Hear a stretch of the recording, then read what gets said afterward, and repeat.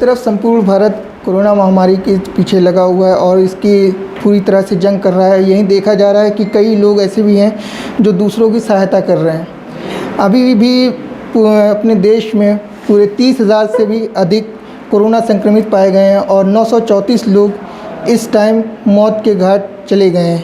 इस महामारी में सबको संयम बरतना चाहिए और एक दूसरे से डिस्टेंस बनाना चाहिए। आज हमारे साथ इसी बात के लिए मौजूद हैं राकेश श्रीवास्तव जी, जिला अध्यक्ष राज्य कर्मचारी संयुक्त परिषद के।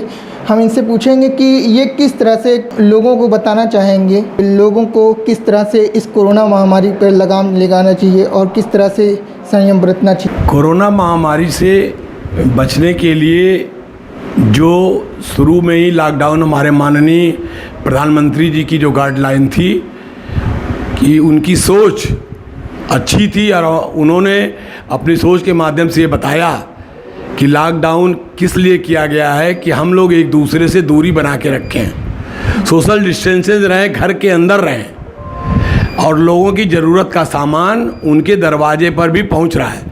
जैसे हमारे जौनपुर जनपद की बात है, जौनपुर जनपद में हमारे जिलाधिकारी ने काफ़ी मेहनत की, खुद सुबह से उठ के और रात तक वो इस बात के लिए रहते हैं कि कोई किसी का अहित ना हो पावे। हर संगठनों के लोगों को उन्होंने अपील किया। यहाँ पे हर संगठन के लोग तरह तरह से सोशल डिस्टेंस बना के गरीबों की मदद भी कर रहे हैं ताकि कोई भूखा भी ना मरे। और माननीय जिलाधिकारी हमारे प्रधानमंत्री के गाइडलाइन पर माननीय जिलाधिकारी राशन, सब्जी, हर तरह की वस्तुएं हर व्यक्ति के दरवाजे में पहुंच रही हैं। रोज़ा ऐसे आबकारी के सामान ठेलों पर लगवा के उनको लाइसेंस दे के कि अनऑथराइज्ड आदमी कहीं ना पहुंच जाए, उनके घर पे पहुंचा रहे हैं। और आबकारी करने वाले इस बात से बहुत खुश हैं कि हमको ऐसे समय में भी हमको हर चीज़ उपलब्ध हो जा रही है। ये अभी जो ऑफिस में आने वाले जो ऑफिस में बाबू लोग हैं, इन लोगों को किस तरह से आने के लिए बताया जा रहा है? सैनिटाइजिंग का कुछ उपयोग किया जा रहा है?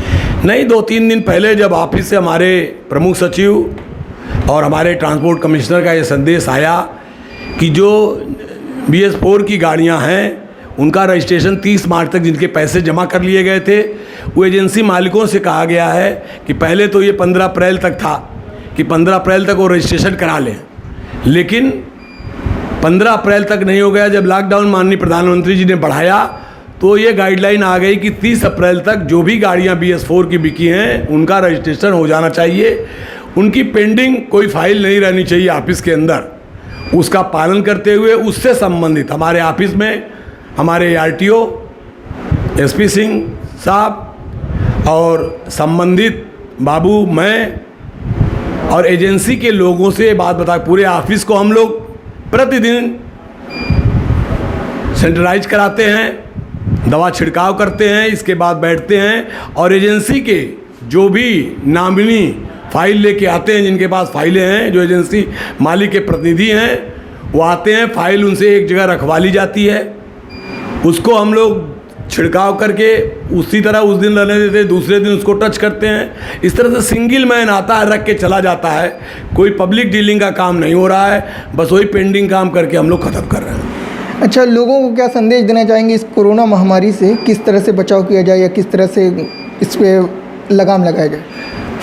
कोरोना महामारी से हम यही कहना चाहेंगे कि इस महामारी से बचने के लिए जितनी भी सोशल डिस्टेंसेज हम बरकरार रखें या हमारे जो गाइडलाइंस माननीय प्रधानमंत्री, माननीय मुख्यमंत्री जी या हमारे जिलाधिकारी जितनी मेहनत कर रहे हैं और लोगों से घर में रहने की अपील कर रहे हैं, लोगों को भी उसका पालन करना चाहिए, क्योंकि इससे ही देश और प्रदेश और ज़िले की सुरक्षा संभव है।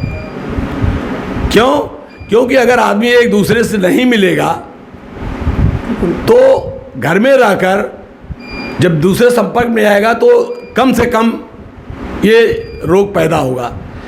और आने वाले बाहर से लोगों के कारण ही ऐसा हुआ है, तो इसलिए उससे और भी आप लोगों के साथ जो कोई व्यक्ति ऐसा है जो संक्रमित है और बाहर से आ रहा है, ये हमको पता नहीं है संक्रमित है कि नहीं है, तो अगर किसी के अगल बगल भी आ रहा है तो उसको ये जानकारी देनी चाहिए कि फला आदमी आया है, ताकि एहतियात के तौर पर उसकी जांच करा ली जाए। इससे और सावधानी यही हो सकती है और इससे बढ़ने से इसको रोका जा सकता है। जैसा कि इन्होंने बताया कि किस तरह से कोरोना महामारी पर लगाम लगाया जा सकता है और किस तरह से इसको रोका जा सकता है, और साथ में ये भी लोगों को संदेश दिया है कि इस पर ख़ास तौर से सोशल डिस्टेंस बनाएं और घर से कम बाहर निकलें।